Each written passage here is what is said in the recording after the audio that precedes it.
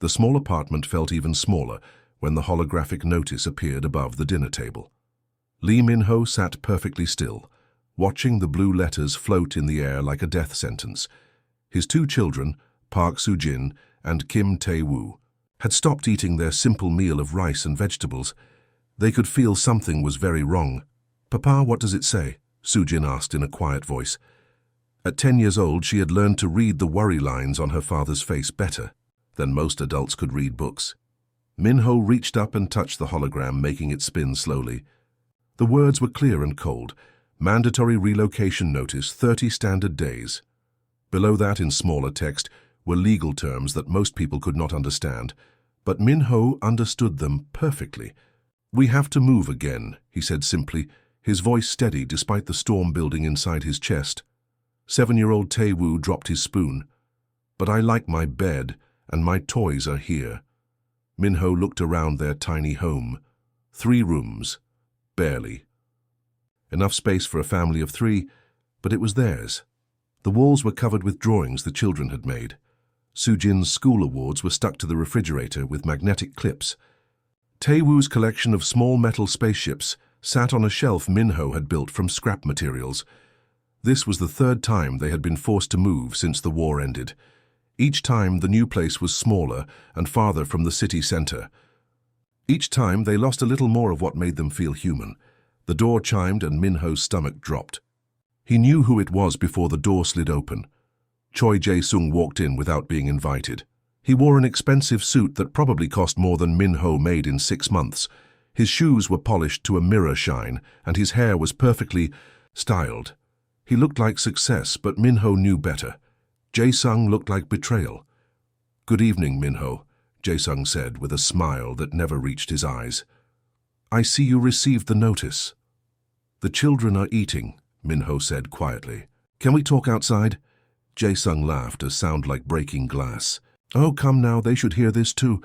After all, it affects them just as much as you."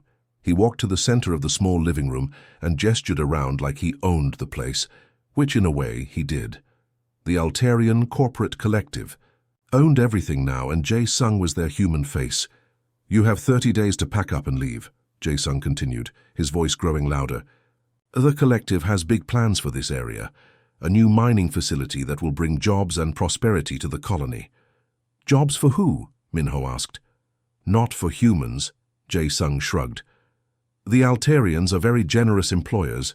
They provide housing, food, medical care. What more could you want?" Min-ho wanted to laugh, but there was nothing funny about it. The Altarian jobs were little better than slavery. Humans worked 16-hour days in dangerous conditions for barely enough credits to survive. The housing was dormitories with 20 people to a room.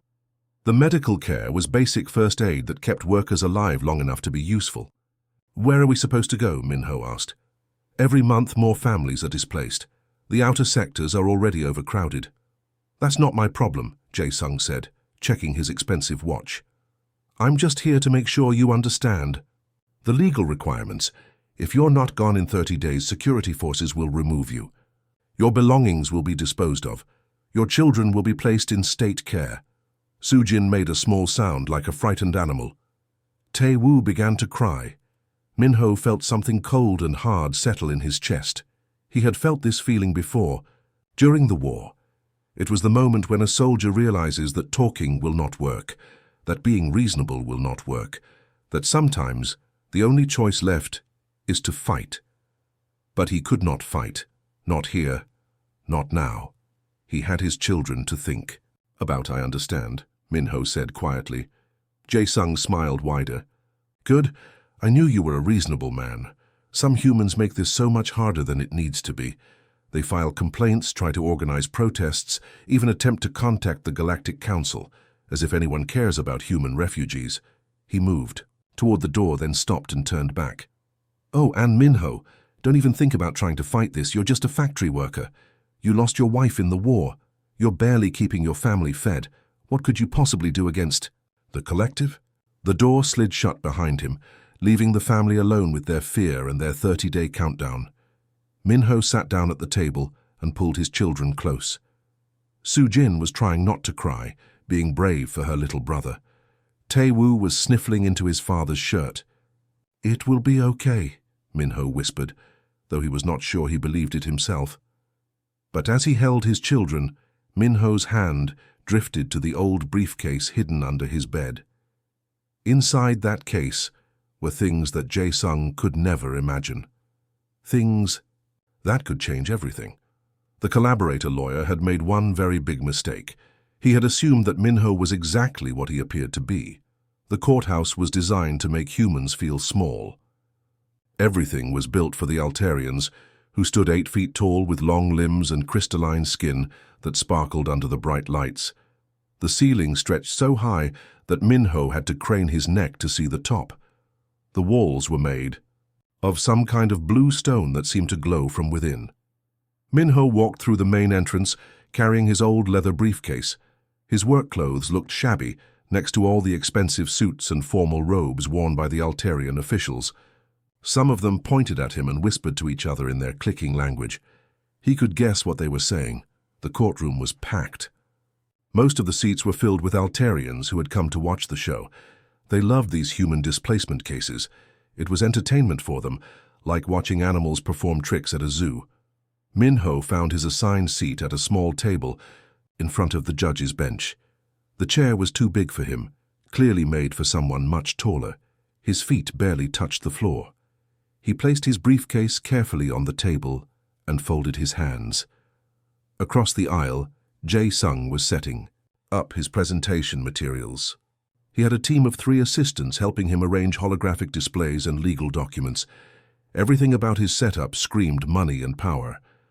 When he saw Min-ho watching, he gave him a little wave and a mocking smile. Judge Velthar Prime entered through a side door, and everyone in the courtroom stood. The judge was massive even for an Altarian. His 6 eyes were arranged in 2 rows across his face, and they moved independently of each other. 2 eyes might be looking at the ceiling, while another pair studied the crowd and the remaining 2 focused on legal documents. "Be seated," the judge said in heavily accented English. His voice sounded like stones grinding together. Jae-sung stood up immediately, smoothing his expensive suit jacket. "Your Honor, thank you for fitting this simple case into your busy schedule. I know these human housing disputes are beneath your usual important work." Several Altarians in the gallery chuckled. Judge Velthar Prime's eyes rotated to look at Min-ho, who was still sitting quietly with his hands folded. "This is case number 7849 in the ongoing Human Resettlement Program," Jae-sung continued, pacing back and forth like an actor on a stage. "The defendant, Lee Min-ho, is refusing to vacate property that has been legally purchased by my clients, the Altarian Corporate Collective." Jae-sung activated a holographic display that showed Min-ho's apartment building. Red marks indicated where the new mining facility would be built. "Let me tell you about Mr. Lee," Jae-sung said, his voice getting louder and more dramatic. "He is a simple factory worker. He lost his wife during the war and now struggles to care for 2 young children. He works double shifts at a recycling plant, barely making enough credits to buy food." More laughter from the gallery. Min-ho noticed that some of the Altarians were taking pictures of him with their communication devices. "This man," Jae-sung continued, pointing directly at Min-ho, "has never owned property in his life.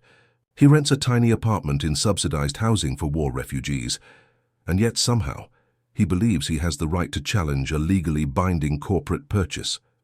Judge Velthar Prime's eyes all focused on Min-ho now. "Is this true, human? Do you think you can challenge Altarian corporate law?" Min-ho started to stand, but Jae-sung held up his hand. "Please, Your Honor, let me finish painting the full picture for the court." Jae-sung walked closer to Min-ho's table. This man barely finished his basic education before the war started. He has no legal training, no understanding of interstellar commerce law, no experience with corporate negotiations. He is quite simply out of his depth. The crowd was enjoying the show now. Some of them were openly laughing at Min-ho, who continued to sit quietly with his briefcase on his lap. "I have here," Jae-sung said, pulling out a thick folder, "documentation of Mr. Lee's employment history. Factory worker, warehouse laborer, sanitation crew member. These are not the jobs of someone who understands complex legal matters." He opened the folder and began reading from it. Subject shows no aptitude for advanced learning. Psychological evaluation indicates limited problem-solving abilities. Recommendation: suitable only for manual labor positions. Minho's jaw tightened slightly, but he said nothing. Your Honor, Jae-sung said, turning back to the judge, this is not really a legal case at all. This is a desperate father trying to delay the inevitable because he cannot bear to tell his children that they must move again. It is sad, perhaps, but it is not grounds for challenging legitimate corporate property rights. Judge Velthar Prime nodded slowly. And what do you recommend? Immediate eviction, Your Honor. Every day we delay costs my clients money. The mining facility is scheduled to begin construction in 2 weeks. We cannot allow one confused human to hold up economic progress. Jae-sung returned to his table, clearly pleased with his performance. He whispered something to his assistants, and they all smiled. Very well, Judge Velthar Prime said. Human Lee Minho, you will now present your defense. Try not to waste too much of the court's time. Minho stood up slowly, his briefcase still in his hands. The courtroom fell silent, waiting to see what the simple factory worker could possibly say to defend himself. What they did not know was that Minho had been waiting for this moment for 3 long years. Minho set his briefcase on the table and looked around the courtroom. The silence was thick, like the air before a thunderstorm. Every eye in the room was watching him, waiting to see what the poor factory worker would say to defend himself. He straightened his shoulders and lifted his chin. Something changed in his posture, in the way he held himself. The nervous, beaten down man who had been sitting quietly was gone. In his place stood someone else entirely. Your Honor, Minho said, and his voice was different now, clear, strong, and commanding. Before we continue, I need to correct some information that Mr. Choi has presented to this court. Jae-sung frowned, confused by the change in Minho's voice and manner. Your Honor, this is just another desperate delay tactic. Minho ignored him and kept speaking. My name is Colonel Lee Minho. I am the former Director of Strategic Intelligence for the Human Defense Corps. I am a decorated veteran of the Battle of Kepler Station, where I led the operation that destroyed 3 Altarian command ships. The courtroom erupted. Gasps and shocked whispers filled the air. Several Altarians stood up from their seats, their eyes wide with surprise. Judge Velthar Prime's 6 eyes all focused on Minho at once. That's impossible, Jae-sung sputtered. This man is a factory worker. I have his employment records right here. Minho smiled, but it was not a friendly smile. Yes, you do have my employment records. Very detailed records, in fact. Records that I made sure you would find when you investigated me 3 years ago. He clicked open his briefcase. Inside, instead of the simple papers and personal items that might belong to a poor worker, there were electronic devices that looked expensive and complicated. Small screens glowed with data. Tiny lights blinked in patterns. Everything looked very advanced and very military. For the past 3 years, Minho continued, I have been working undercover in this colony. I have taken jobs in factories, warehouses, and sanitation crews. I have lived in poverty and raised my children in tiny apartments. All of this was part of the largest intelligence operation in human history. Judge Velthar Prime leaned forward. You claim to be a human military officer? I am a human military officer, Your Honor, and I have been watching this court for 6 months. Minho pulled out a small device from his briefcase and placed it on the table. It was no bigger than a coin, but it began projecting a holographic display into the air above the courtroom. This device, Minho explained, has been recording every conversation, every decision, and every illegal activity that has taken place in this courtroom since I began attending hearings here. The holographic display showed a calendar with dates marked in red. There were hundreds of them. Mr. Choi Jae-sung, Minho said, turning to face the lawyer, has been very careless with his data files. 6 months ago, at a cafe in the market district, he left his personal communication device unattended while he used the bathroom. It took me exactly 90 seconds to copy everything on it. Jae-sung's face went pale. His hands began to shake. That's illegal. You cannot steal private information. I did not steal anything, Minho replied calmly. I simply took advantage of your carelessness, the same way you have been taking advantage of human families for years. He pulled out another device, this one larger and more complex. When he activated it, the air above the courtroom filled with documents, photographs, and recorded conversations. These are copies of every message Mr. Choi has sent to his Altarian contacts over the past 2 years. Every bribe he has taken, every family he has helped to displace illegally, every time he has sold information about human refugees to corporate buyers. The documents floating in the air were clear enough for everyone in the courtroom to read. Names, dates, amounts of money, secret meeting locations. It was all there. Judge Velthar Prime's 6 eyes were moving rapidly, trying to read. Everything at once. Several other Altarian officials were whispering urgently into their communication devices. But more importantly, Minho continued, Mr. Choi has unknowingly given me access to classified Altarian corporate files. Files that show systematic violations of the Galactic Peace Accords. Files that prove war crimes were committed and then covered up. Jae-sung tried to stand up, but his legs would not support him. He fell back into his chair, staring at Minho in horror. Every conversation that has taken place in this courtroom for the past 6 months has been recorded, Minho announced. Every illegal eviction order, every bribe, every time human rights have been violated, all of it has been transmitted in real time to human intelligence networks across 12 star systems. The courtroom was in chaos now. Altarians were shouting at each other in their clicking language. Several were trying to leave, but security guards had appeared at all the exits. Minho closed his briefcase and stood perfectly straight, like the military officer he really was. Your Honor, he said, his voice cutting through the noise, I'm not here to beg for my apartment. I'm here to place you under arrest for crimes against humanity. Judge Velthar Prime's 6 eyes all focused on Minho with an expression that might have been fear.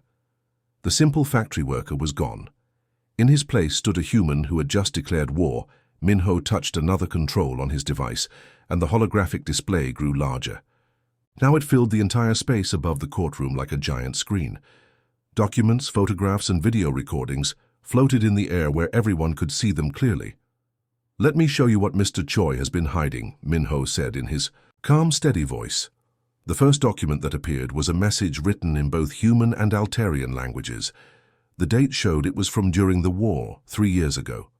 Minho read it out loud. Message from Choi Jae-sung to Commander Zector of the Altarian Third Fleet.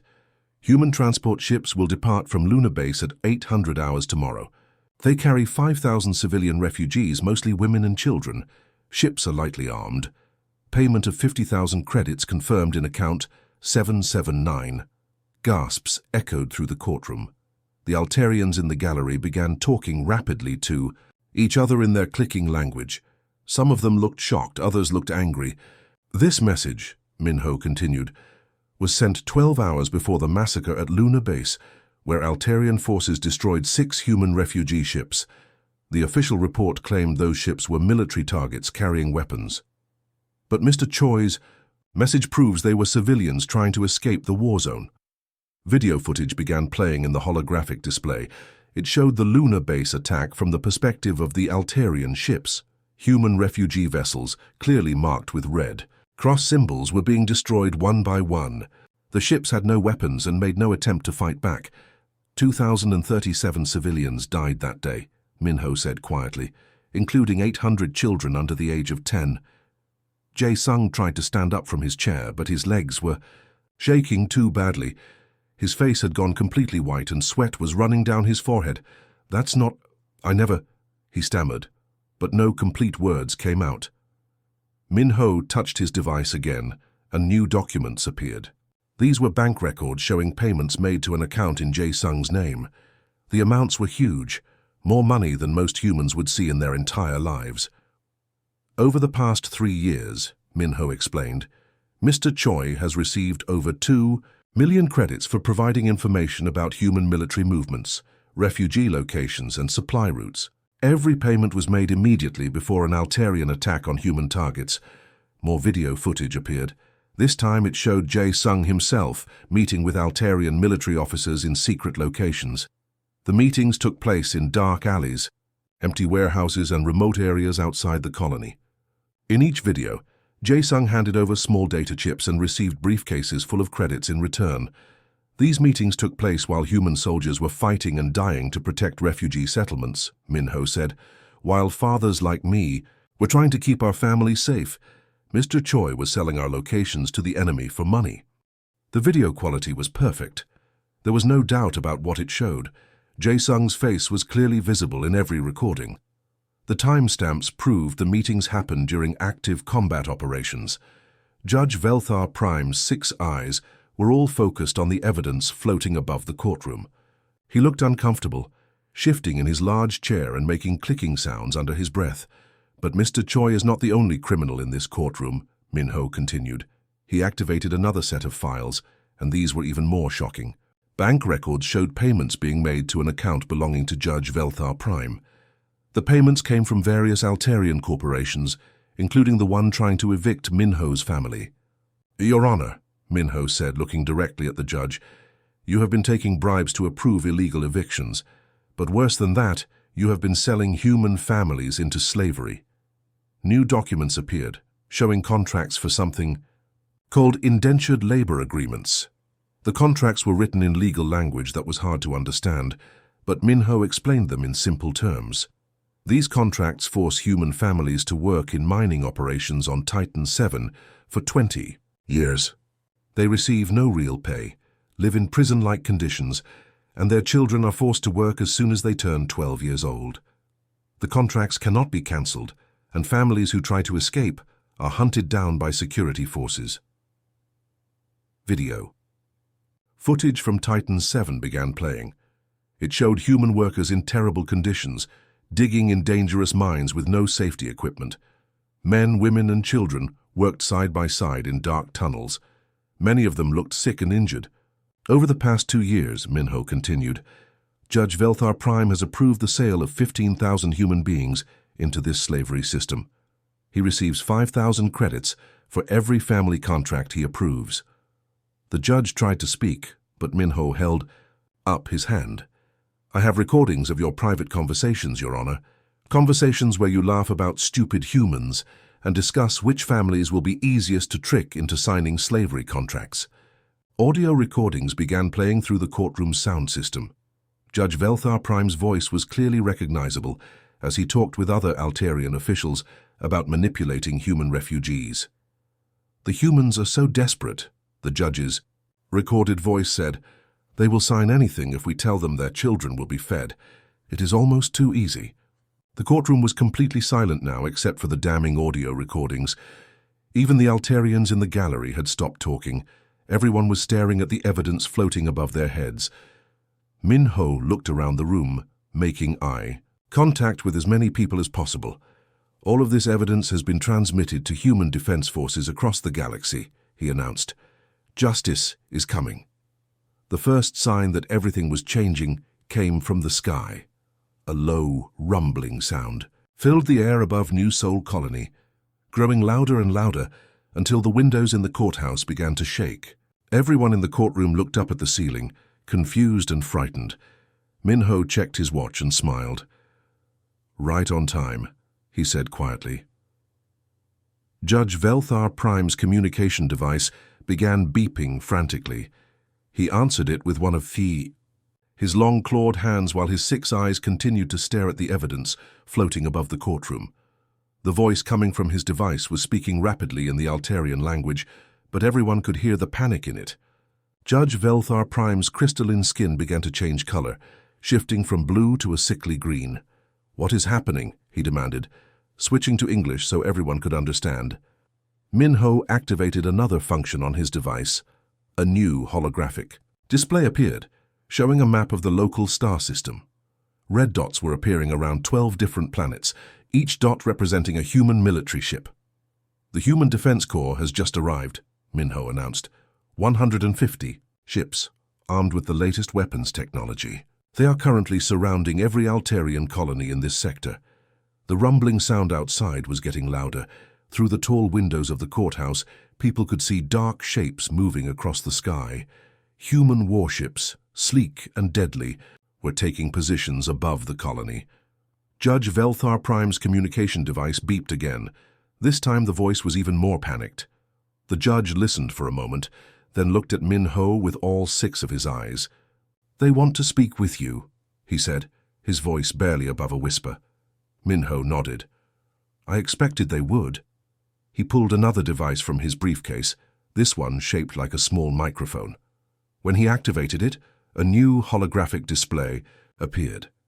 This one showed the bridge of a human warship, with a stern-faced woman in a military uniform. "Admiral Park reporting, Colonel Lee," the woman said with a sharp salute. "Operation Justice is complete. All targets are secured." "Excellent work, Admiral," Min-ho replied, returning the salute. "What is the status of the mining facilities?" "On Titan 7. Liberation teams have landed successfully, sir. We have freed over 8,000 human civilians from the slave labor camps. Medical teams are treating the injured, and transport ships are standing by to evacuate anyone who wants to return to human space." Gasps and cries of joy came from the human spectators in the courtroom. Many of them had family members who had disappeared over the past few years, sold into slavery by corrupt officials like Judge Velthar Prime. The Admiral continued her report. "We have also seized control of 12 illegal mining operations, 4 weapons manufacturing plants, and 17 corporate headquarters. All Altarian military forces in this sector have surrendered without firing a shot." Judge Velthar Prime was making desperate clicking sounds, trying to communicate with someone on his device. But every time he tried to contact Altarian Command, he got no answer. The entire Altarian corporate and military structure in this part of the galaxy had collapsed in less than 6 hours. "Your Honor," Min-ho said, turning back to the judge, "I believe you have a decision to make." The judge looked around the courtroom. Altarian security forces were standing at attention, but they were clearly confused about what to do. Their commanders were not answering communications, and human warships were pointing weapons at their buildings. "The evidence speaks for itself," Min-ho continued. "Jayo can either cooperate with the investigation and face trial in a civilian court, or you can resist and face trial in a military court. I recommend cooperation." Judge Velthar Prime's 6 eyes all focused on Min-ho for a long moment. Then, slowly he reached for his official seal and stamped a document. "Case dismissed," he said in a shaky voice. "All eviction orders are cancelled. Full property rights are granted to the human families." The courtroom erupted in cheers. Human spectators were hugging each other and crying with joy. Even some of the Altarians looked relieved that the corruption and violence were finally over. Security officers moved toward Jae-sung, who was still sitting at his table in complete shock. His expensive suit was wrinkled and stained with sweat. His perfectly styled hair was now messy and disheveled. "Choi Jae-sung," one of the officers announced, "you are under arrest for treason, war crimes, and crimes against humanity." As they put restraints on his hands, Jae-sung finally found his voice. "This is impossible," he said desperately. "I had everything planned perfectly. I was going to be rich, I was going to be powerful." Min-ho walked over to him as the security officers prepared to take him away. "You made one mistake," Min-ho said quietly. "You thought humans were weak and stupid. You thought we would always be victims." Jae-sung stared at him with wide, frightened eyes. "But humans have something that your corporate masters never understood," Min-ho continued. "We protect our families, we remember our friends, and we never, ever give up." The security officers led Jae-sung away, his footsteps echoing in the now quiet courtroom. As he disappeared through the door, Min-ho could hear him crying. Min-ho packed his devices back into his briefcase and walked toward the exit. The other humans in the courtroom reached out to shake his hand or pat him on the shoulder as he passed. Children who had been afraid that morning were now smiling and laughing. Outside the courthouse, the sky was full of human ships. The occupation was peaceful but complete. After 3 years of planning and sacrifice, justice had finally come to New Soul Colony. Min-ho walked home through streets filled with celebrating families. His children were waiting.